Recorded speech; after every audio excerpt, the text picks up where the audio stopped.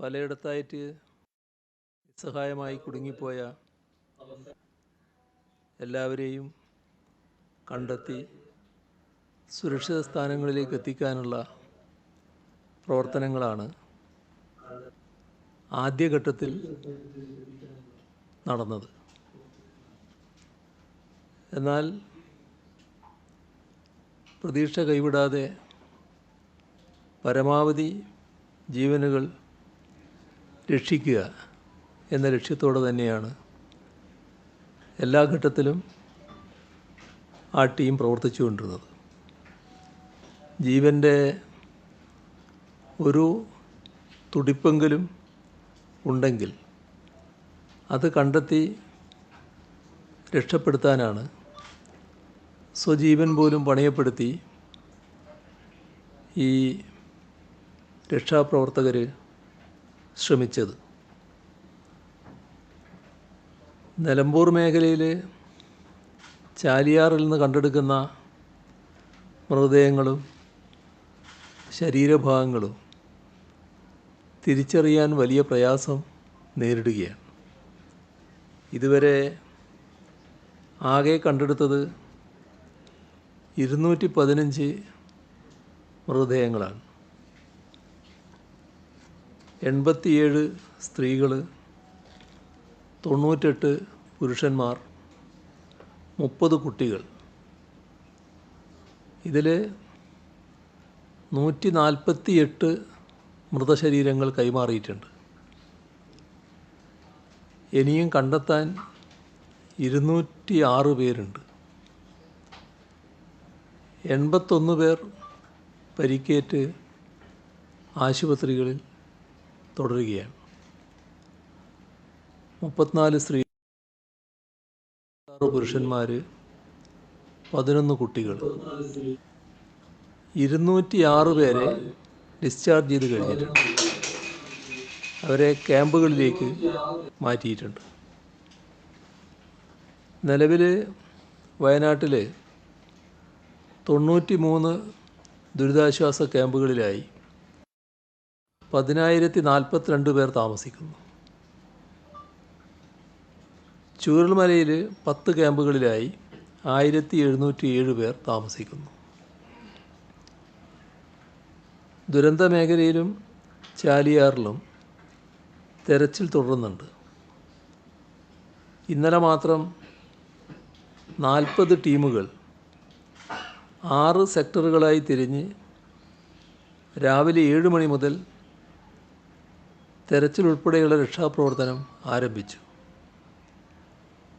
Civil defence ഉൾപ്പെടെ ഫയർഫോഴ്സിൽ നിന്നും 460 പേർ, ദേശീയ ദുരന്ത നിവാരണ സേനയുടെ NDRF 120 അംഗങ്ങൾ, വനം വകുപ്പിൽ നിന്ന് 56 പേർ, പോലീസ് സ്പെഷ്യൽ ഓപ്പറേഷൻ ഗ്രൂപ്പ് 64 പേർ, ഇന്ത്യൻ സേനയുടെ വിവിധ വിഭാഗങ്ങളായ military engineering group, electronics and mechanical engineers branch, territorial army, defence security corps, navy, coast guard ഇവയിൽ നിന്നെല്ലാമായി 640 പേർ.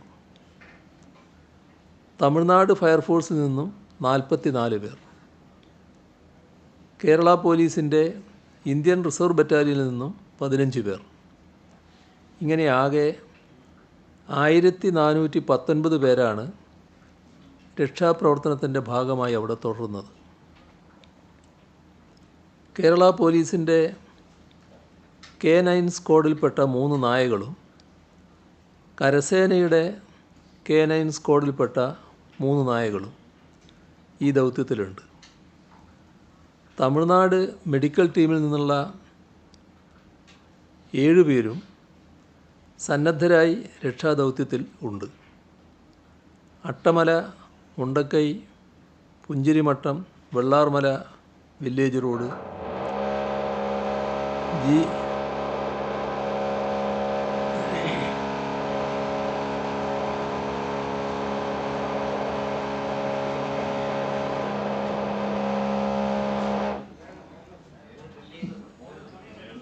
GVHSS വെള്ളാർമല, പുഴയുടെ അടിവാരം, ഇങ്ങനെ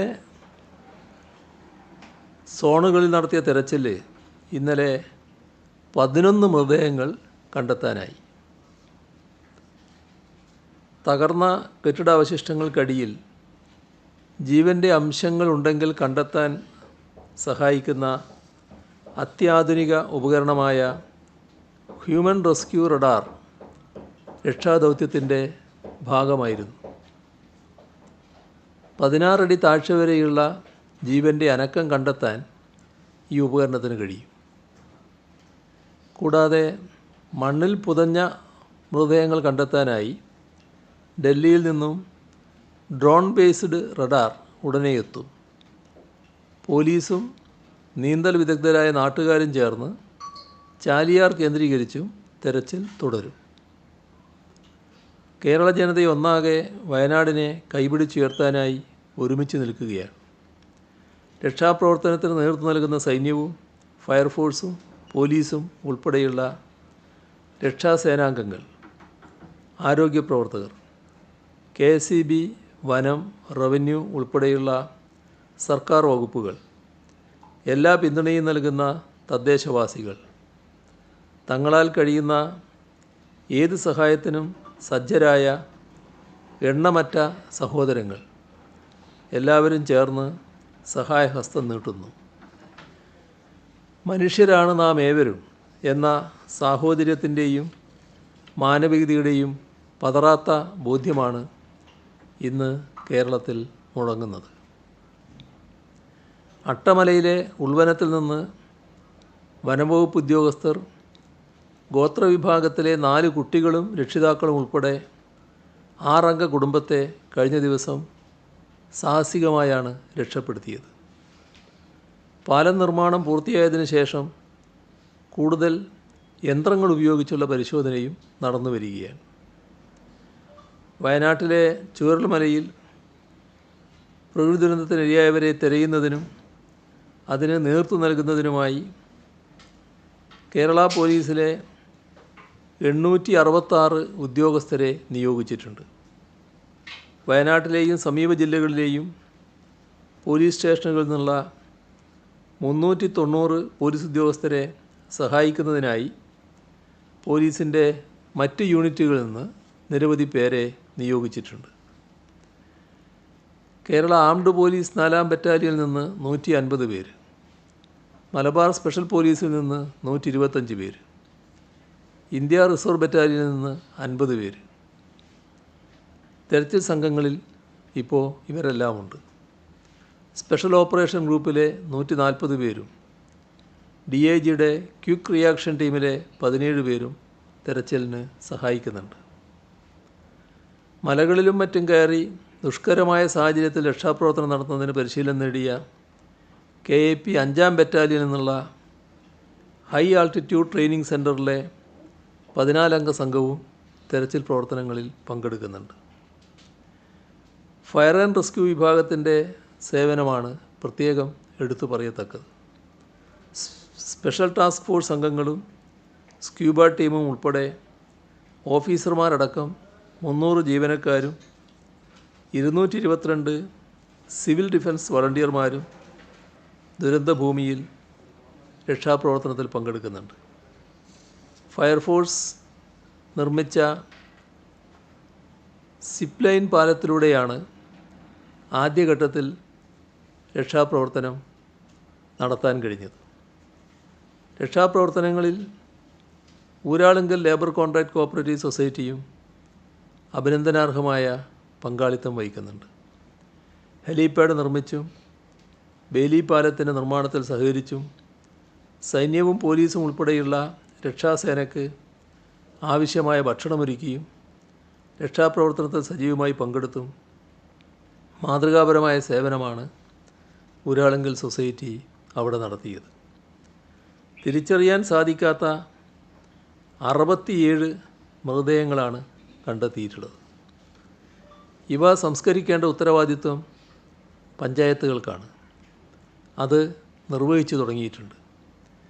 ഈ മൃതദേഹങ്ങൾ സംസ്കരിക്കുമ്പോൾ മതപരമായ ചടങ്ങുകൾ നടത്തണമെന്ന ആവശ്യം ചിലർ ഉന്നയിച്ചിരുന്നു. അത് കണക്കിലെടുത്ത് സർവ്വമത പ്രാർത്ഥന നടത്തുന്നതിന് പഞ്ചായത്തുകൾക്ക് മുൻകൈയെടുക്കാം. ദുരന്തത്തിൽ നിന്നും രക്ഷപ്പെട്ടവരുടെ പുനരധിവാസം മികച്ച രീതിയിൽ നടത്താനാവണം എന്നാണ് ആലോചിച്ചിട്ടുള്ളത്. വലിയ അധ്വാനവും മികച്ച ആസൂത്രണവും അനിവാര്യമായ ഈ ഉദ്യമം അതിവേഗം പൂർത്തിയാക്കേണ്ടതുണ്ട്. ഒരു വലിയ ജനവാസ മേഖലയാണ് മറഞ്ഞുപോയത്. അതിനു പകരം കൂടുതൽ സുരക്ഷിതമായ മറ്റൊരു പ്രദേശം കണ്ടെത്തി അവിടെ ഒരു ടൗൺഷിപ്പ് തന്നെ നിർമ്മിക്കാനാണ് ലക്ഷ്യമിടുന്നത്. അതിനാവശ്യമായ ചർച്ചകൾ ഭരണതലത്തിൽ ആരംഭിച്ചു കഴിഞ്ഞിട്ടുണ്ട്.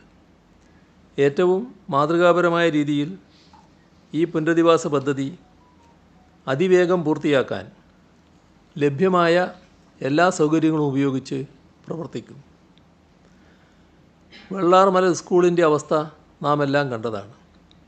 ആ വിദ്യാലയത്തിൽ കഴിഞ്ഞ ദിവസം വരെ പഠിച്ച അനേകം വിദ്യാർത്ഥികളെ ദുരന്തം കൊണ്ടുപോയി. അവിടെ പഠനം മുടങ്ങിയിരുന്നു. ഈ പ്രതിസന്ധി കാരണം കുട്ടികളുടെ വിദ്യാഭ്യാസത്തിന് മുടക്കം വരാൻ പാടില്ല. ആവശ്യമായ സംവിധാനങ്ങൾ ഉടനടി ഏർപ്പെടുത്താൻ തന്നെയാണ് ഉദ്ദേശിക്കുന്നത്. അതിന് നേതൃത്വം നൽകാൻ വിദ്യാഭ്യാസ മന്ത്രി വയനാട്ടിലെത്തും. വയനാട്ടിലെ ദുരന്തത്തിൻ്റെ പശ്ചാത്തലത്തിൽ മുഖ്യമന്ത്രിയുടെ ദുരിതാശ്വാസ നിധിയിലേക്ക് സംഭാവന ചെയ്യണമെന്ന് അഭ്യർത്ഥിച്ചിരുന്നു. ആ അഭ്യർത്ഥന വലിയ തോതിലാണ് ലോകത്താകെയുള്ള ജനങ്ങൾ ചെവിക്കൊള്ളുന്നത്. ലോകരാഷ്ട്രങ്ങൾ അനുശോചനം അറിയിച്ചുകൊണ്ട് നമ്മോട് ഐക്യപ്പെട്ടിരുന്നു. അതുപോലെ ലോകത്താകെയുള്ള സുമനസ്സുകളും സഹായ സന്നദ്ധരാവുകയാണ്. ഓക്സ്ഫോർഡ് വിദ്യാർത്ഥികളിൽ ചിലർ കേരളത്തെ സഹായിക്കണമെന്ന് അഭ്യർത്ഥിച്ച് തയ്യാറാക്കിയ വീഡിയോ നിങ്ങളുടെ ശ്രദ്ധയിലുള്ളതാണല്ലോ. CMDRF സംഭാവനകൾ ഫലപ്രദമായി കൈകാര്യം ചെയ്യുന്നതിന് ധനവകുപ്പിൽ ഉദ്യോഗസ്ഥർക്ക് പ്രത്യേക ചുമതല നൽകി സംവിധാനം ഒരുക്കും. ധനസെക്രട്ടറിയുടെ കീഴിൽ തന്നെ പ്രത്യേക ഉദ്യോഗസ്ഥൻ അതിൻ്റെ ചുമതല വഹിച്ചുകൊണ്ട് പ്രവർത്തിക്കുകയും ചെയ്യും.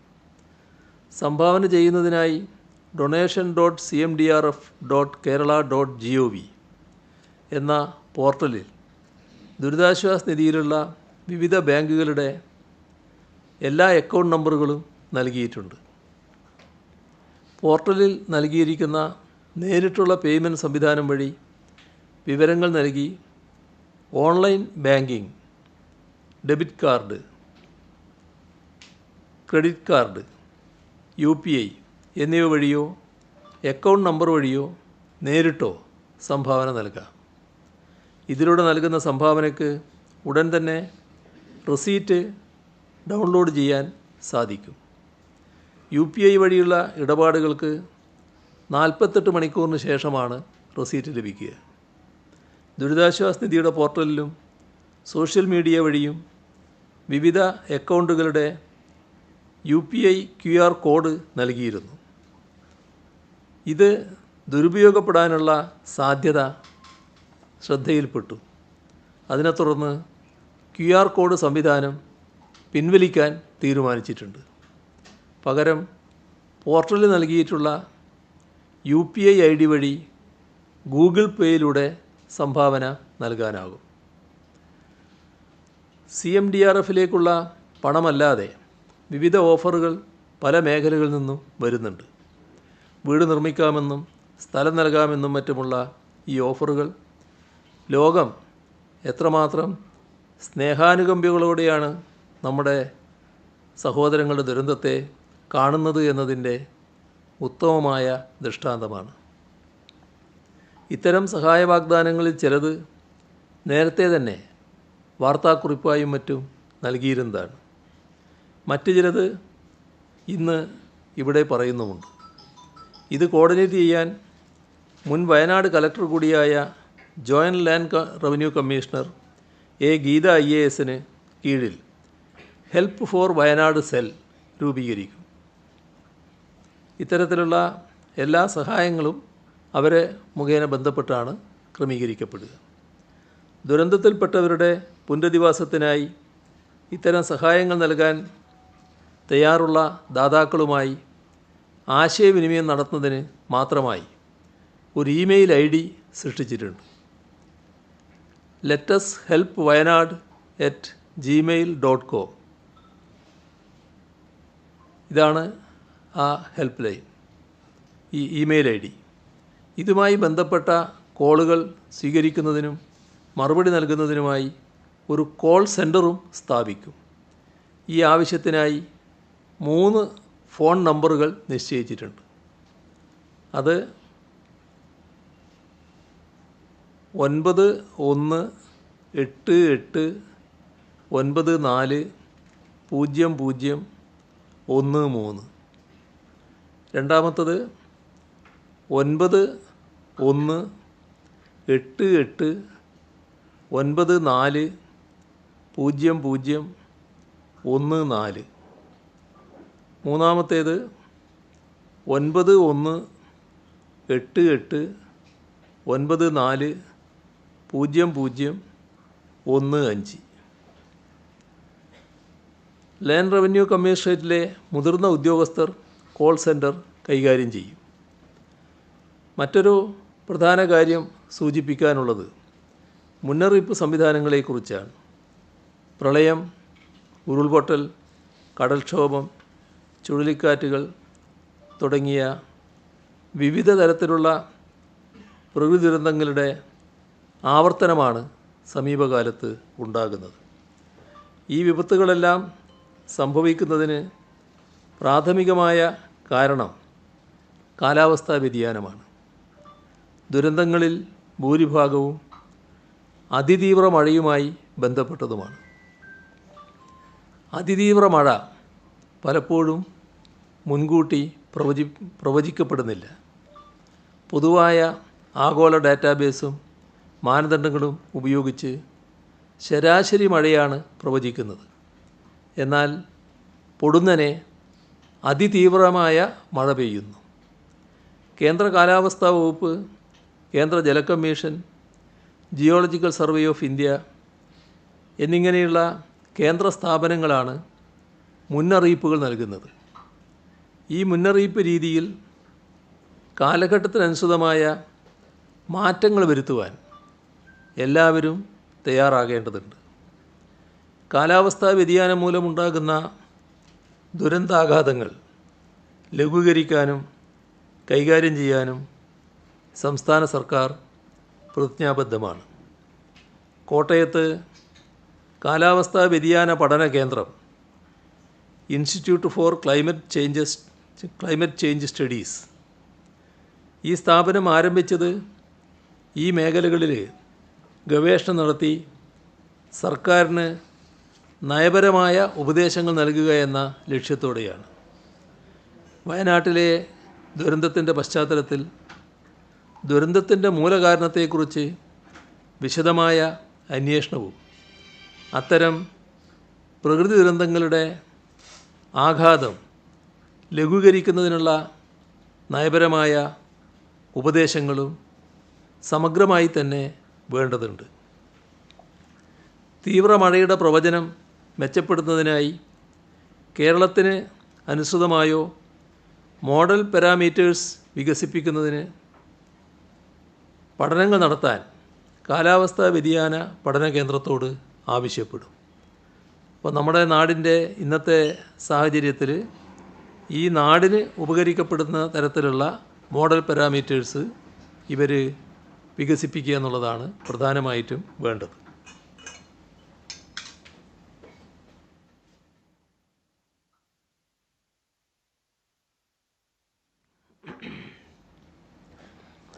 ഇത്തരം പഠനങ്ങളുടെ ഫലങ്ങളിലൂടെ ഉരുൾപൊട്ടൽ, വെള്ളപ്പൊക്കം, ചുഴലിക്കാറ്റ് തുടങ്ങിയ പ്രകൃതി ദുരന്തങ്ങൾക്കുള്ള വിപുലമായ പ്രവചന ഉപാധികൾ ലഭ്യമാക്കാനാണ് ഉദ്ദേശിക്കുന്നത്. കേരളത്തിന് പ്രത്യേകമായി ഇത്തരം പഠനങ്ങൾ നടത്തുന്നതിന് ആവശ്യമായ മാനവശേഷിയും സൗകര്യങ്ങളും ഈ കേന്ദ്രത്തിന് ലഭ്യമാക്കും. ഇങ്ങനെ ദുരന്തങ്ങൾ മുൻകൂട്ടി അറിയാൻ സംസ്ഥാനത്തെ പ്രാപ്തമാക്കുന്നതോടൊപ്പം ദുരന്താഘാതങ്ങൾ ലഘൂകരിക്കുന്നതിനായി മുൻകരുതലുകൾ തയ്യാറാക്കാനും കഴിയും. ആഘാതത്തിൻ്റെ വ്യാപ്തി കുറക്കുവാനും പൊതുസുരക്ഷയും പ്രകൃതിദുരന്തങ്ങൾക്കെതിരായ പ്രതിരോധവും വർദ്ധിപ്പിക്കുവാനും ലക്ഷ്യമിട്ടുള്ള ഈ നടപടി അടിയന്തര പ്രാധാന്യത്തോടെ സ്വീകരിക്കാനാണ് ഉദ്ദേശിക്കുന്നത്. നമ്മുടെ സംസ്ഥാനത്ത് ഈ കാലവർഷത്തിൻ്റെ ഭാഗമായി പലയിടങ്ങളിലും കെടുതികൾ ഉണ്ടായിട്ടുണ്ട്. വയനാട്ടിലെ വലിയ ദുരന്തത്തിൻ്റെ ഭാഗമായി പലതും നമ്മുടെ അത്ര കണ്ട് സജീവമായ ശ്രദ്ധയിൽപ്പെട്ടില്ല എന്നുള്ളത് മാത്രമേ ഉള്ളൂ. എന്നാൽ കോഴിക്കോട് വടകര താലൂക്കിൽ വാണിമേൽ പഞ്ചായത്തിൽപ്പെട്ട വിലങ്ങാട് കഴിഞ്ഞ ചൊവ്വാഴ്ച പുലർച്ചെ മഞ്ഞച്ചീളി മലയുടെ മുകളിൽ വിവിധ സ്ഥലങ്ങളിലായി ചെറുതും വലുതുമായി 6ഓളം ഉരുൾപൊട്ടലുകളുണ്ടായി. അവിടെ ജനങ്ങൾ മാറി താമസിച്ചുകൊണ്ട് മറ്റ് വലിയ അപകടങ്ങൾ സംഭവിച്ചില്ല എന്നതാണ് ആശ്വാസമായി തീർന്നൊരു കാര്യം. ഉരുൾപൊട്ടൽ സംഭവിച്ച സ്ഥലത്ത് രക്ഷാപ്രവർത്തനത്തിനായി എത്തിയ കുമ്പളച്ചോല LP സ്കൂൾ റിട്ടയേർഡ് അധ്യാപകൻ മഞ്ഞച്ചെളി സ്വദേശി കളത്തിങ്കൽ മാത്യു എന്ന മത്തായി ഉരുൾപൊട്ടലിൽപ്പെടുകയും ആഗസ്റ്റ് 1-ാം തീയതി രാവിലെ അദ്ദേഹത്തിൻ്റെ മൃതദേഹം കണ്ടെത്തുകയും ചെയ്തു. ഇവിടെ വലിയ തോതിലുള്ള ദുരന്തത്തിൻ്റെ ഭാഗമായിട്ടുള്ള നാശനഷ്ടങ്ങൾ അവിടെ സംഭവിച്ചു എന്നുള്ളത് തന്നെയാണ് കാണാൻ കഴിയുന്നത്. ദുരന്തബാധിത ചൂരൽമലയിൽ നഷ്ടമായ വീടുകൾക്ക് പകരമായി പുതിയ വീടുകൾ നിർമ്മിച്ചു നൽകാൻ ധാരാളം പേർ മുന്നോട്ട് വരുന്നുണ്ട്. നമ്മുടെ ലോക്സഭയിലെ പ്രതിപക്ഷ നേതാവ് ശ്രീ രാഹുൽ ഗാന്ധി 100 വീടുകൾ നിർമ്മിച്ച് നൽകുമെന്ന് കേരളത്തിലെ പ്രതിപക്ഷ നേതാവ് VD സതീശൻ ഇന്ന് രാവിലെ അറിയിച്ചിരുന്നു. അതിൽ VD സതീശൻ നേരിട്ട് ചുമതല വഹിക്കുന്ന 25 വീടുകളും ഇതിൽ ഉൾപ്പെടുമെന്നും അദ്ദേഹം അറിയിച്ചിട്ടുണ്ട്. കർണാടക മുഖ്യമന്ത്രി സിദ്ധാരാമയ്യ 100 വീടുകൾ നിർമ്മിച്ച് നൽകുമെന്ന് അറിയിച്ചിട്ടുണ്ട്.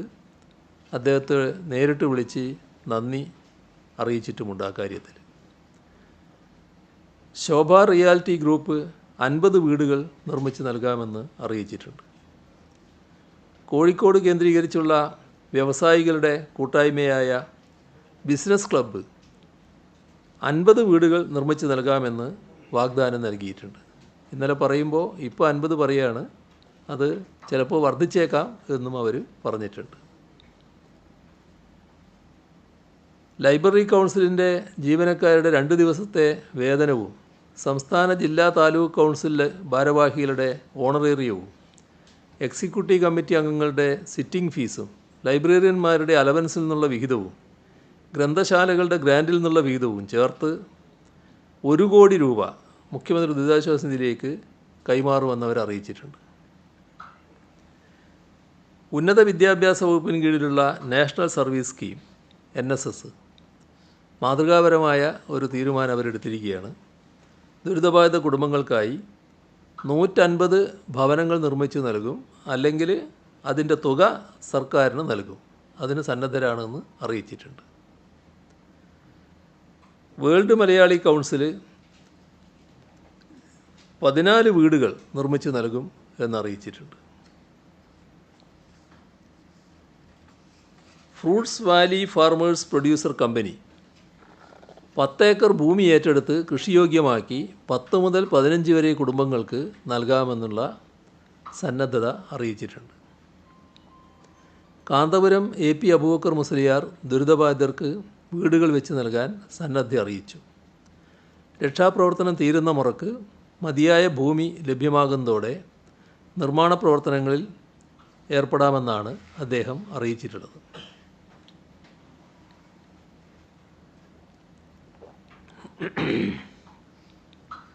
കോട്ടക്കൽ ആര്യവൈദ്യശാല 10 വീടുകൾ നിർമ്മിച്ചു നൽകുമെന്ന് അറിയിച്ചിട്ടുണ്ട്.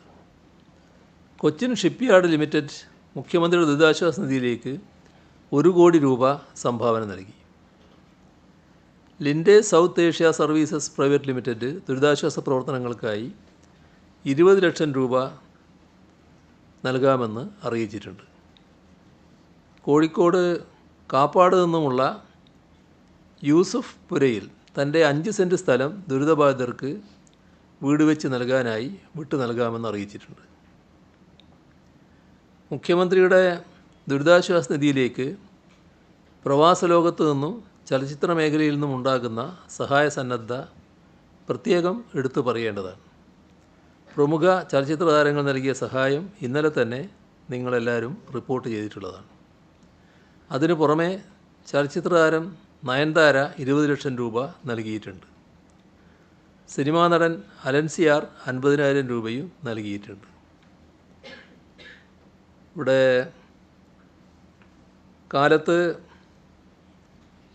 നമ്മുടെ കിംസ് ഹോസ്പിറ്റലിൻ്റെ സഫദുള്ളയും ബ്രദറും വന്ന് 1 കോടി രൂപ നൽകിയിട്ടുണ്ട്. ശ്രീ മോഹൻലാൽ ഇന്ന് സൈനിക വേഷത്തിൽ ദുരന്ത മേഖലയിലെത്തി രക്ഷാപ്രവർത്തനങ്ങൾ നേരിട്ട് കണ്ടു. അതോ പോത്തീസ് റീറ്റെയിൽ പ്രൈവറ്റ് ലിമിറ്റഡ് ഇന്ന് കാലത്ത് 50 ലക്ഷം രൂപ നൽകിയിട്ടുണ്ട്. ഇവിടെ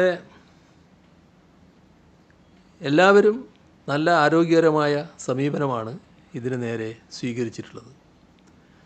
മാധ്യമങ്ങളെ പ്രത്യേകമായിട്ട് തന്നെ അഭിനന്ദിക്കേണ്ടത് ഉണ്ട് എന്നാണ് തോന്നുന്നത്. ഏറ്റവും പോസിറ്റീവായി സഹകരിക്കുന്ന നിലയാണ് മാധ്യമങ്ങൾ പൊതുവെ സ്വീകരിച്ചിട്ടുള്ളത്. വയനാടിൻ്റെ പുനർനിർമ്മാണത്തിൻ്റെ നേതൃസ്ഥാനത്ത് തന്നെ മാധ്യമ സാന്നിധ്യം തുടർന്നും ഉണ്ടാകണമെന്നാണ് അഭ്യർത്ഥിക്കാനുള്ളത്. ഇത്രയും കാര്യങ്ങളാണ് ഇപ്പോൾ പങ്കുവെക്കാനുള്ളത്.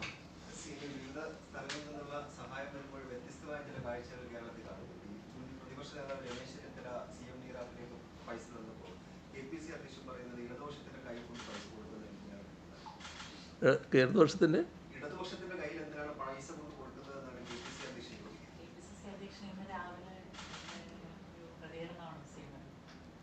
അത് പ്രത്യേകമായിട്ട് എന്തെങ്കിലും പറഞ്ഞായിരിക്കും. എല്ലാവരും ഇപ്പോൾ ഇതുമായിട്ട് സഹകരിച്ചുകൊണ്ടിരിക്കുകയാണ്. എല്ലാ ആളുകളും ഈ ഇതുമായി സഹകരിക്കുന്ന നിലയാണ് പൊതുവേ സ്വീകരിച്ചിട്ടുള്ളത്. ഞാൻ നേരത്തെ പറഞ്ഞതുപോലെ ആവർത്തിച്ച് പറഞ്ഞതുപോലെ അതിൽ നമ്മൾ കേന്ദ്രീകരിക്കുക. ഏതെങ്കിലും ചെറിയ ശബ്ദങ്ങൾ അല്ലാതെ വരുന്നുണ്ടെങ്കിൽ അതാണ് പ്രധാനമെന്ന് നമ്മൾ കാണണ്ട. പൊതുവേ എല്ലാവരും ആരോഗ്യകരമായ സമീപനമാണ് സ്വീകരിക്കുന്നത്. ഒന്നിച്ച് നാം നീങ്ങിക്കൊണ്ടിരിക്കുകയാണ്. മറ്റതെന്തോ എന്തെങ്കിലും എന്താ ഉണ്ടായതെന്ന് എനിക്കറിയില്ല. അങ്ങനെ എന്തെങ്കിലും പ്രത്യേകമായിട്ട് പറഞ്ഞതായിരിക്കും എന്ന് മാത്രമേ കാണുള്ളൂ.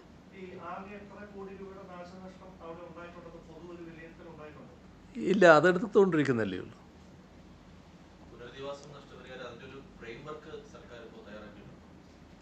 അതിനല്ലാണ്ട് ഇപ്പോൾ പ്രാധാന്യം എന്ന് പറയുന്നത് ഈ രക്ഷപ്പെടുത്തലായിരുന്നല്ലോ ആദ്യം. ഇപ്പോൾ ഇനിയും ആരെങ്കിലും ബാക്കിയുണ്ടെങ്കിൽ അത്തരം ആളുകളെ രക്ഷപ്പെടുത്തുന്നതിനാണ്. ഈ ദിവസങ്ങളൊക്കെ അതിനാണല്ലോ. എന്നാൽ അതേസമയം തന്നെ മറ്റു ചില ആലോചനകളും ആരംഭിച്ചിട്ടുണ്ട്. ഒട്ടും വൈകാതെ തന്നെ അതിവിശദമായ പുനരധിവാസ പാക്കേജ് തയ്യാറാക്കുകയും ചെയ്യും.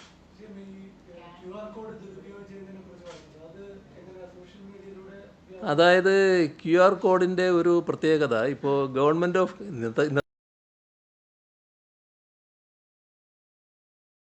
സൃഷ്ടിച്ചെടുക്കാൻ വേണ്ടി ചിലർ ശ്രമിക്കുമല്ലോ. നമ്മളാരും ആഗ്രഹിക്കുന്നതല്ലത്. ഇപ്പോൾ ഗവൺമെൻറ് ഓഫ് കേരള എന്നുള്ള ആ ഒരു ഭാഗത്ത് കേരള ഗവൺമെൻറ് എന്ന് വെച്ചുകൊണ്ട് ചെയ്താൽ നമ്മൾ എവിടത്തേക്കാണോ പോകേണ്ടത് അതിന് പകരം വേറൊരു സ്ഥലത്തേക്ക് ഈ പണം പോകുന്ന നില വരുമല്ലോ. അപ്പോൾ തട്ടിപ്പ് ഒഴിവാക്കാൻ അത് ഉപയോഗിക്കാതിരിക്കൽ മാത്രമേ ഇപ്പോൾ മാർഗമുള്ളൂ. ഇത് വ്യാപകമായിട്ട് വരുമ്പോൾ ചിലരത് ദുരുപയോഗിച്ചേക്കാമെന്നൊരു സാധ്യത കാണുന്നുണ്ട്. അങ്ങനെയുള്ള ശ്രമങ്ങളുണ്ടായതായും ശ്രദ്ധയിൽപ്പെട്ടു. അതുകൊണ്ടാണ് അതിപ്പോൾ ഉപയോഗിക്കേണ്ട എന്ന് കണ്ടിട്ടുള്ളത്.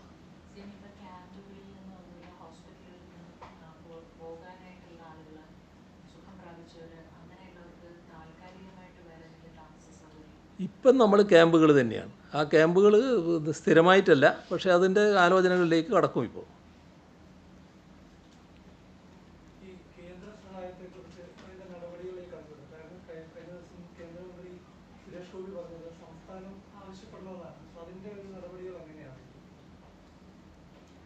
അല്ല, അത് സാധാരണ അക്കാര്യത്തിൽ നമ്മൾ സ്വീകരിക്കുന്ന നടപടിക്രമങ്ങളുണ്ടല്ലോ. ഇപ്പോൾ കേന്ദ്ര ഗവൺമെൻറ് തന്നെ ഇത്തരം കാര്യങ്ങളൊക്കെ മനസ്സിലാക്കിക്കൊണ്ടിരിക്കുന്നവരാണ്. നേരത്തെ ഞാൻ പറഞ്ഞതുപോലെ അവരെല്ലാം ബന്ധപ്പെട്ടിരുന്നു, അവരെല്ലാം അറിയിച്ചിട്ടുണ്ട്. പിന്നെ ദൈനംദിനമെന്ന വണ്ണം കേന്ദ്ര സംസ്ഥാന ബന്ധമുള്ളതാണ്, കാര്യങ്ങൾ അറിയിച്ചുകൊണ്ടിരിക്കുന്നുണ്ട്. എല്ലാവരും ഈ കാര്യത്തിൽ പോസിറ്റീവായിട്ടാണ് എടുത്തിട്ടുള്ളത്. ഇത് കാര്യങ്ങൾ നല്ല രീതിയിൽ സഹകരിക്കാൻ തയ്യാറാകുമെന്നാണ് നമുക്ക് പ്രതീക്ഷിക്കാവുന്നത്. ഇതിവിടെ ഒരു വലിയ അതിതീവ്ര ദുരന്തമാണ് ഇവിടെ സംഭവിച്ചിട്ടുള്ളത്. അങ്ങനെയൊരു ദുരന്തമായിട്ട് ഇതിനെ പ്രഖ്യാപിക്കുന്നതിന് വിഷമമുണ്ടാവില്ല, സാധാരണഗതിയിൽ ചെയ്യാവുന്നതാണ്. ദേശീയ ദുരന്തം ആയി പ്രഖ്യാപിക്കണം നേരത്തെ തീരുമാനിച്ചിട്ടുണ്ട്. എന്നാൽ അതോടൊപ്പം തന്നെ ഇങ്ങനെ പ്രഖ്യാപിച്ചാലും